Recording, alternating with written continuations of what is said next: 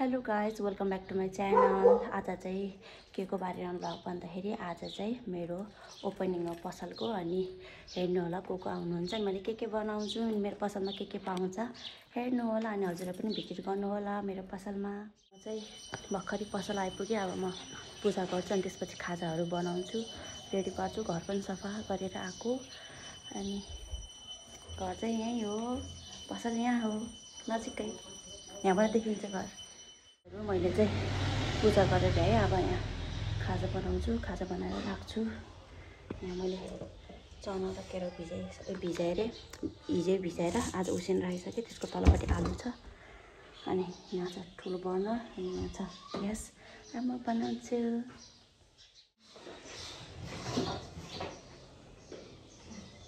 सुरु हजुर आउनु है।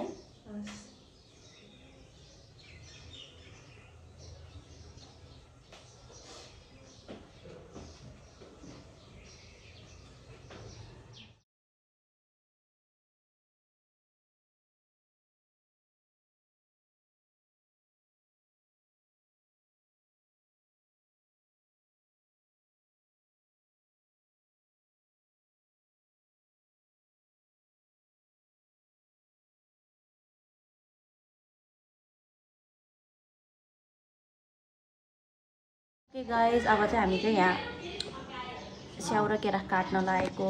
अब आउने कस्टमरहरूलाई दिनु पर्छ। अनि यहाँ छ बहिनी, यहाँ चाहिँ रश्मि दिदी खाना पकाउनु लागेको छ। म चाहिँ यहाँ फलफुल काट्नु लागेको। अनि यहाँ मैले चाहिँ कस्टमर आएर व्यापार पनि गरिसकेँ। एक प्लेट चटपटे, एक प्लेट पानपुरी बेचिसकेँ 50-50 रुपिसको। फेरि आइपुग्नु भयो। म त भ्लग कन्टिन्यू गर्छु भन्दा बिर्सिगएछ। मेरो साथीहरू आइपुग्यो गाइज। वाउ, मेरो बुहारी नि आउनु भएछ।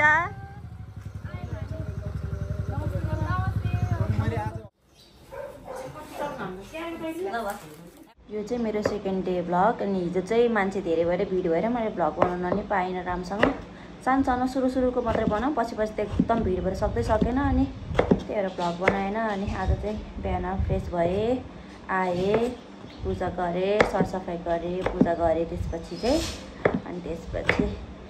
अनि आलु चप बनाएँ, पकौडा बनाएँ, बेचेँ पनि। अनि बिहान पानपुरी खाने बहिनीहरू पनि आउनुभयो, 3जना बहिनीहरूले पानपुरी पनि खानुभयो बिहान।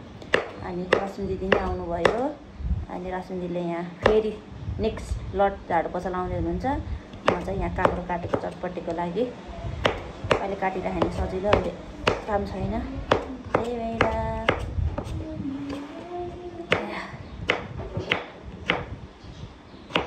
चाउमिन लिन जानु छ, मासु लिन जानु छ। आलु पनि उसिन्नु छ।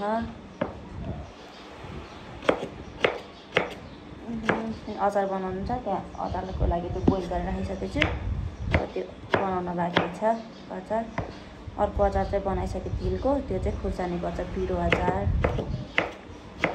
त्यस्तो एकछिनपछि भेटौँला।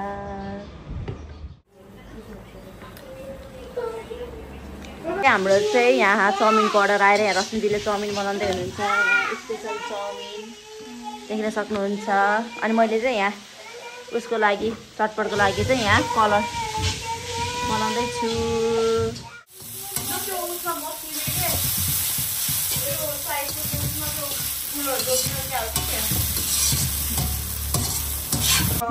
ल मेरो आइसक्रिम खाने बाटो। कहाँ गए